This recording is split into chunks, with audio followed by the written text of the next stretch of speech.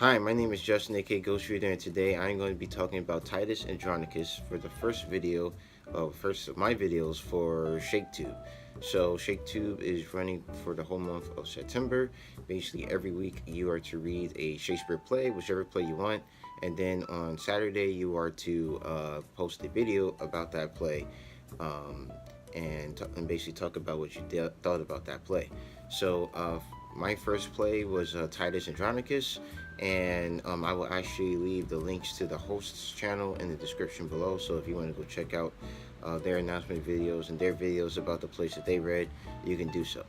So, like I said, I read Titus Andronicus, and it was quite the play. It was engrossing, very engrossing. Basically, once I started reading, I couldn't stop, and it was quite the play.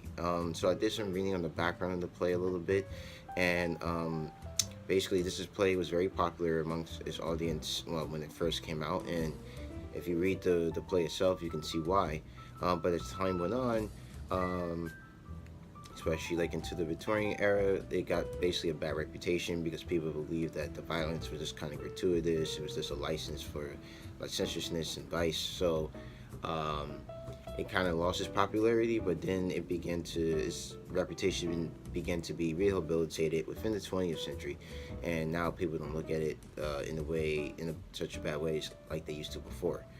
There's still some debate over whether or not Shakespeare wrote the play himself, whether he co-wrote it with someone or someone else completely different wrote it. It was just attributed to Shakespeare, but in either case, it was a very interesting play to read. And for me, the thing that stuck out to me, that the play is mostly about, in my estimation, is vengeance and the consequences of that. And so, like in this play, um, Titus Andronicus brings home some prisoners after he goes off to war, and he has lost a son, and he's burying one of his sons in the family tomb, and his sons and him are there like, you know what? Let's go ahead and kill the proudest of all the Goth prisoners that we have. And the one that they pick happens to be the queen of the Gauls' son. And she begins to plead with Titus, and she says, "Stay, Roman brethren, gracious conqueror, victorious Titus, rue the tears I shed, a mother's tears and passion for her son. And if thy sons were ever dear to thee, oh, think my son to be as dear to me." And then Titus goes on to reply, uh, "Patient yourself, madam, and pardon me. These are their brethren whom you Goths beheld, alive and dead, and for their brethren slain, religiously they ask a sacrifice. To this your son is marked, and die he must, to appease their groaning shadows that are gone." So basically, the sons take her son and kill him, and and basically revenge for for the fact that they have killed like their brother. So in the way in which they kill um, her son, and in the way in which is kind of described here by Titus himself, it almost is akin to a human sacrifice, which is quite interesting because the Romans themselves, while it did happen, it was very rare in Roman society for human sacrifice to be done. And a lot of the historians from the Roman times, they kind of like play it off, say like, oh, human sacrifice is something that the barbarians do, but it's something that we Romans, civilized Romans, don't. And it's a good thing that we went to Britain, and basically because we basically went there and stopped the Druids from practicing human sacrifice. But here you see kind of this moral high ground between like the barbarians, the uncivilized barbarians, and the civilized Romans. Kind of not there, not be one anymore. They're kind of on equal footing now. They're both basically the Goths kind of already have a reputation for barbarians, but supposedly the civilized Romans are now acting like the barbarians they say to be different from. So I found that to be quite interesting.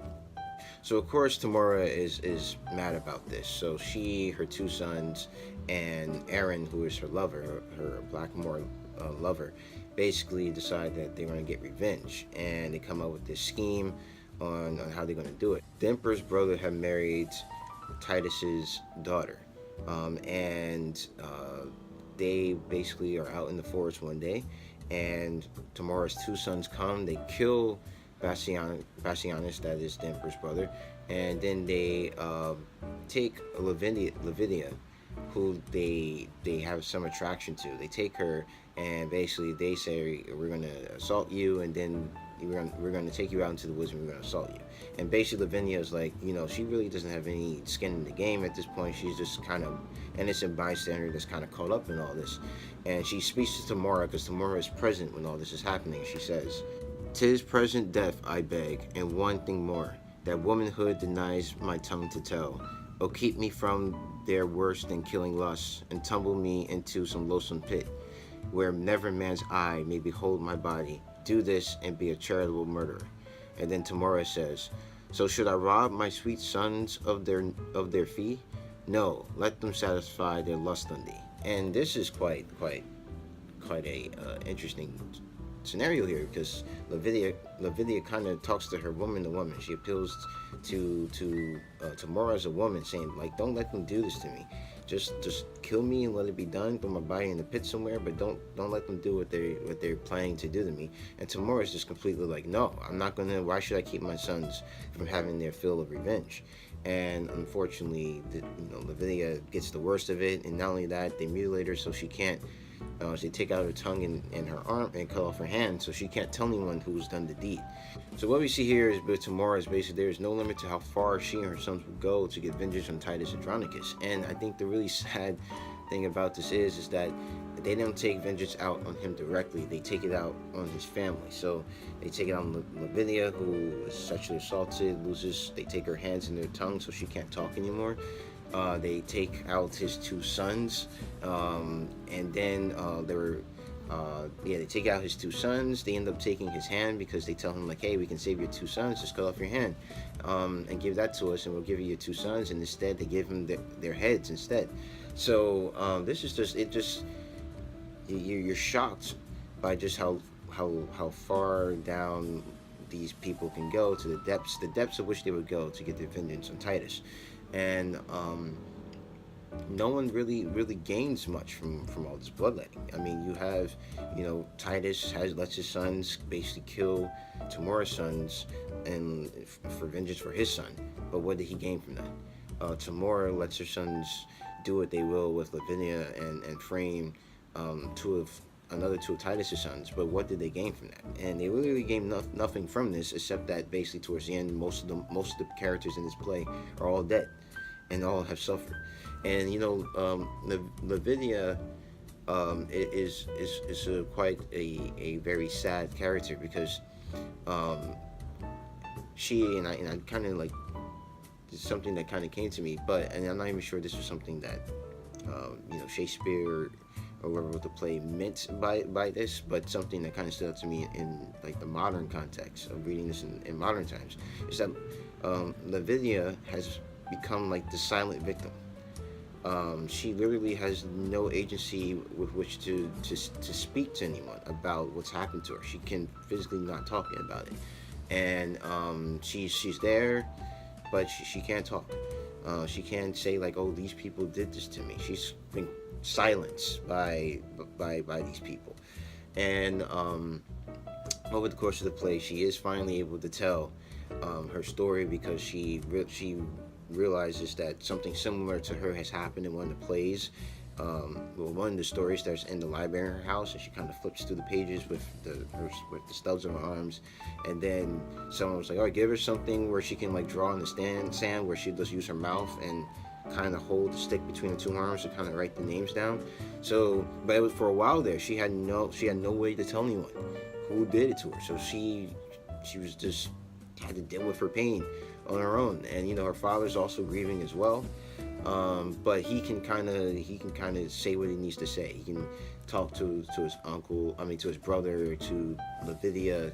He can pour out his pain in words, whereas Lavinia can't do that at all. She can only simply cry, and she's quite a sad character. But so many people today, in many situations, are in a place where they can't talk about their pain. Maybe not because they're physically can't do so, but maybe because they don't have the agency to. And I just found that like a powerful parallel between like what's happening with a lot of things we see today and with Video's character.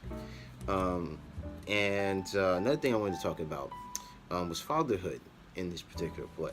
Titus, he has 21 sons. Well, actually, I think he has 24 sons, like 25 sons, I think. I think he has 25 sons. He's lost 21 of them. He still has 4 left. He has 24 or 25. And he has 4 left. And one of his sons he kills in anger because Lavinia was supposed to marry the emperor, but instead she runs off with the emperor's brother to get married. One of his sons tries to stop him from stopping them, and he kills him.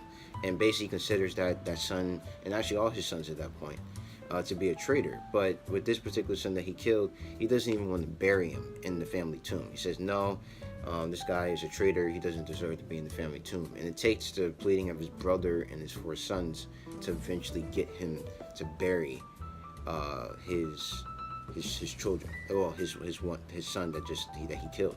Titus is kind of, I mean, he's not the best, in my opinion. He's not the best father in the world. Contrast that with perhaps the most terrible character in the play. The most terrible character in this play is Aaron. One of the most terrible characters, because I think Tamora and her sons are just as bad as well. But Aaron, he's kind of an instigator. He boasts about the fact that he wished he could have done more evil in his lifetime. And when he has a son with Tamora, who is the emperor's wife, he actually kills the nurse in order to protect his son. He said up and tells Tamora's other 2 sons, like, hey, look, you're not going to touch my son, and the first person who does, I'm going to kill him. And later on, when he's eventually caught by the remaining of Titus's sons, Lucius, basically he says he doesn't even plead for his own life. His first thoughts are about his son. He says, like, hey, look, I would tell you everything that happened with Bassianus and your sister if only you would save the life of my child. And him, being the most terrible character in this play, you can see here that he actually cares about his children. He actually is willing to. He's not caring about himself. He says, like, hey, look, you can kill me, but save the life of my child. And I thought that was a very, very interesting, thing there. That the most evil character in this play, is, I feel, in my opinion, is probably the best father in this play. So that is my thoughts on Titus Andronicus. It was a very interesting play to read. I'm glad I picked it because I never read it before.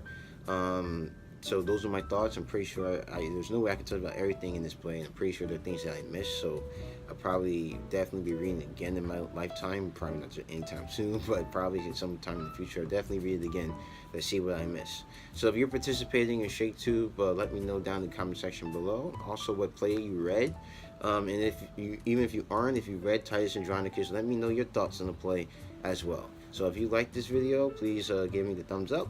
If you want to see more content from me, please subscribe. You can follow me on Twitter at GhostReach28, and you can follow me on Goodreads. The link to that is in the description box below.